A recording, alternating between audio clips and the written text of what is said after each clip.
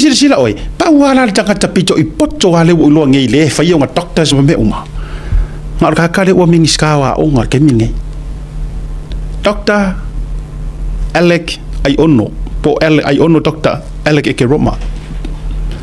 To me, ore mea kongua ngai ka ore doctor ko professor. Ea. Ele oso o e aru e fafa I pepa o kula epa. Ele aru fu e aru e fafa I lunga o lesi doctor ma aru e lele I lunga apa au kula epa no. Ai fa fe kai lela nga ese lo fia te malole tu lo wala o fionga to ole ava. Aiono Dr. Alec Ekeroma. Leanga e mo o mia e sa moa e mo o mia le la aulia le mari koa ni ka ngaka popoko ai alo lofa ma fa au kauka.